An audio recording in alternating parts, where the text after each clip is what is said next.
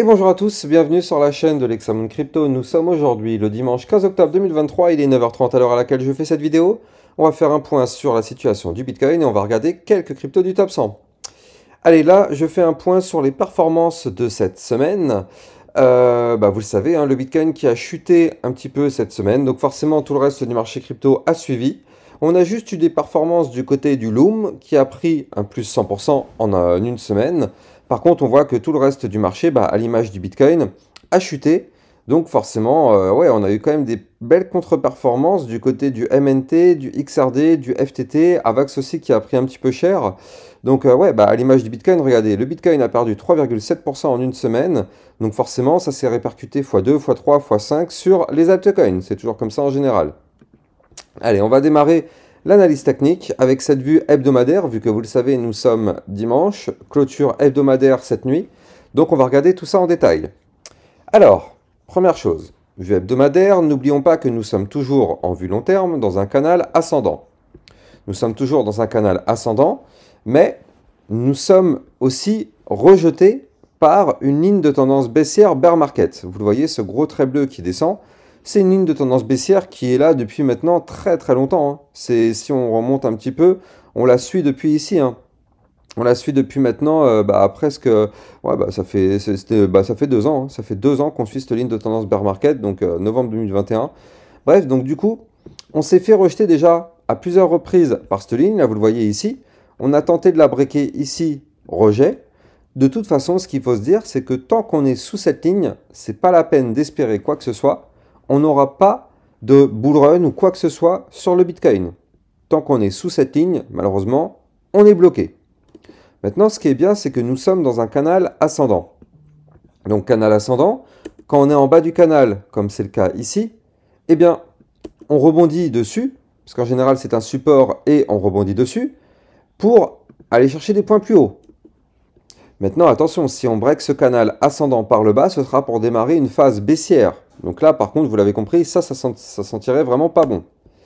Mais là, il faut qu'on arrive quand même à breaker les deux supports qui sont là, 26 858, puis 26 267, voire même les 26 117. Donc ça fait quand même en réalité 3 gros supports qui sont juste là. Est-ce qu'on va réussir à les breaker ?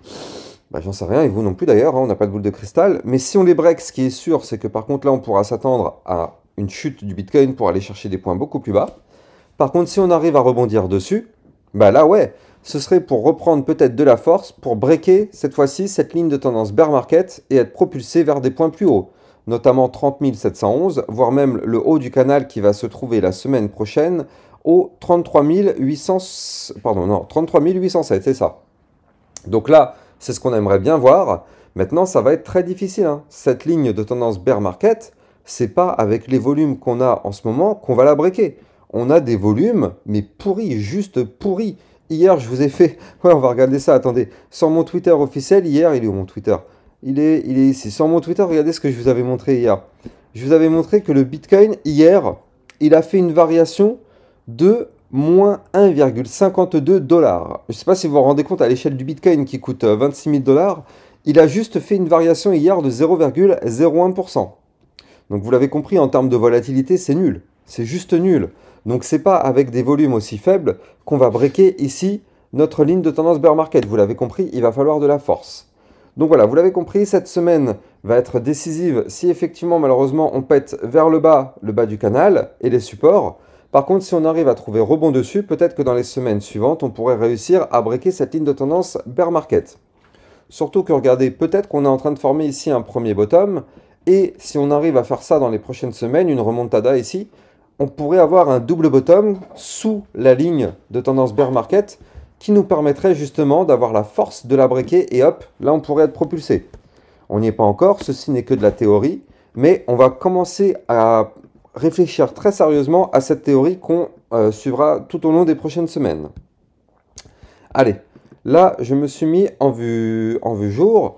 Non, on va même se mettre plutôt directement en vue 4 heures. C'est plus intéressant. De toute façon, là, aujourd'hui, il n'y aura pas non plus de volume jusqu'à au minimum 23 h, minuit, parce qu'en général, c'est comme ça tous les dimanches. Donc là, en vue 4 heures, qu'est-ce qu'on voit?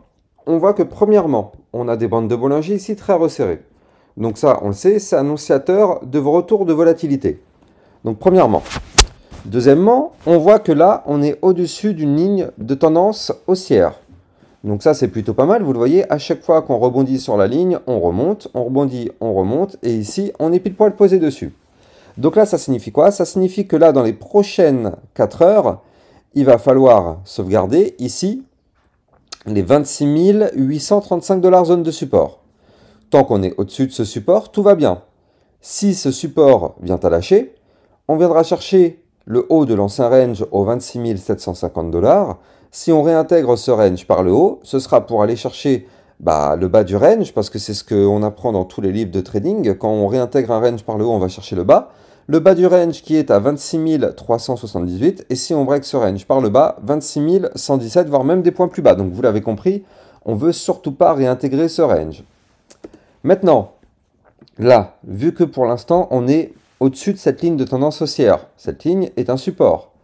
Donc vu qu'on est au-dessus, on peut très bien imaginer le scénario bull qui serait le suivant, c'est-à-dire qu'on vient à breaker les bandes de Bollinger par le haut, ce qui nous permettrait d'aller chercher le haut du range qui est ici, aux 27 150 $, et si on break ce range par le haut, on pourrait remonter aux 27 430 $, voire même 27 615 $, ou encore des points plus hauts. Ça, ce serait le scénario bull qu'on aimerait bien voir, parce que je rappelle que là, pour l'instant, nous sommes sous le ruban de moyenne mobile.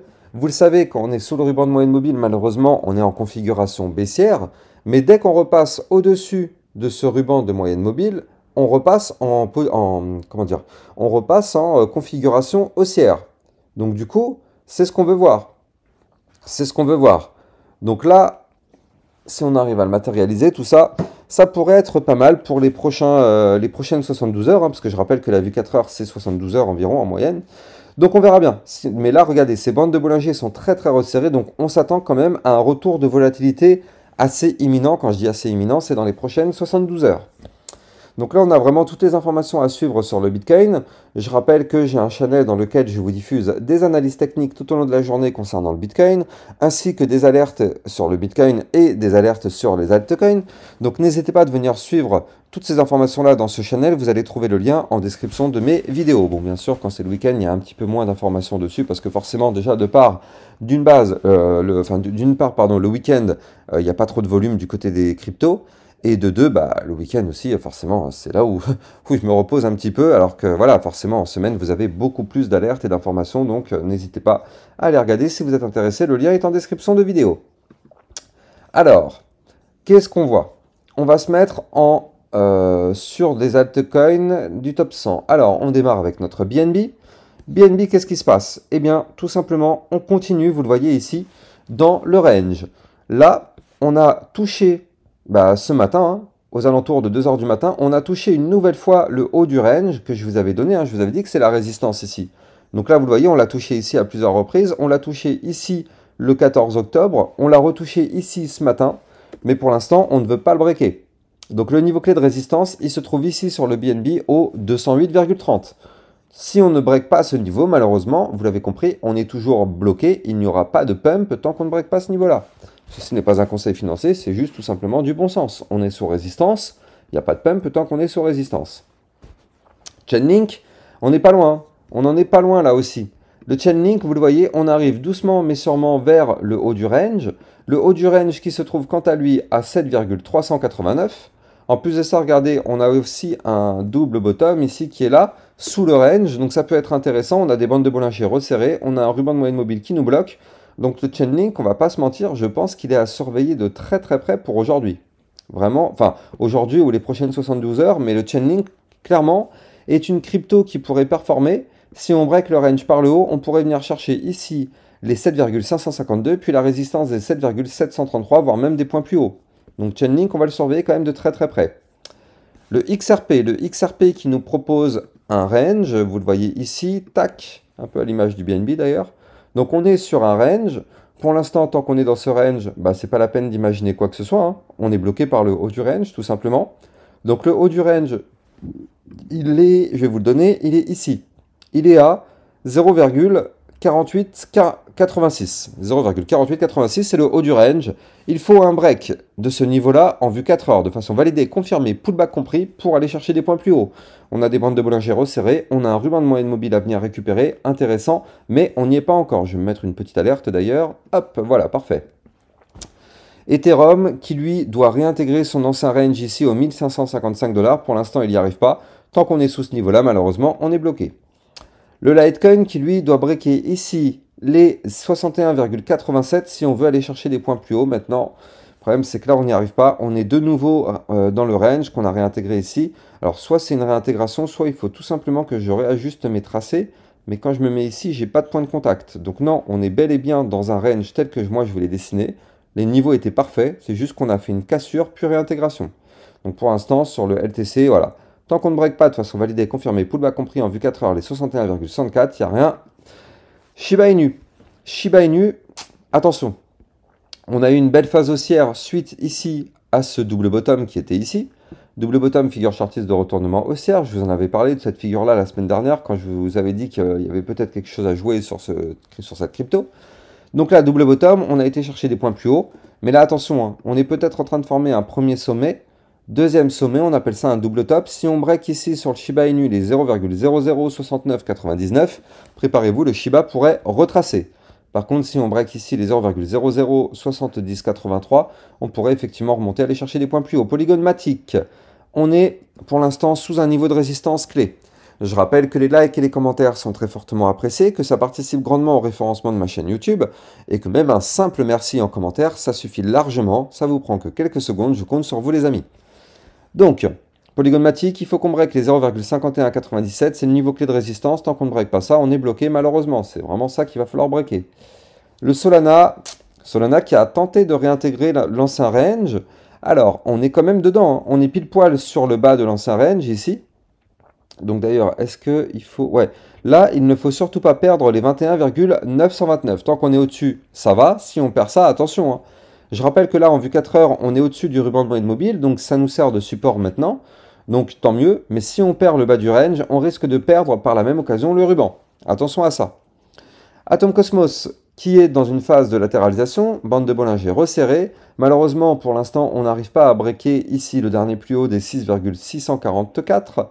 Il faut qu'on break ce niveau-là pour aller chercher le haut du range. Et si on break le range par le haut, là, dans ce cas-là, on pourrait remonter pour aller chercher ici les 6,966, puis les 7,150, ainsi que les 7,26. Je rappelle que pour trader toute cette volatilité, vous avez mon lien de parrainage Binance que vous allez trouver en description de mes vidéos.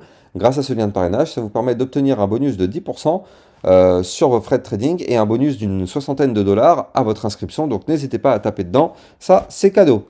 Quant à moi, j'ai plus qu'à vous souhaiter une excellente journée. Je vous dis peut-être à ce soir pour une prochaine vidéo. Ciao, ciao!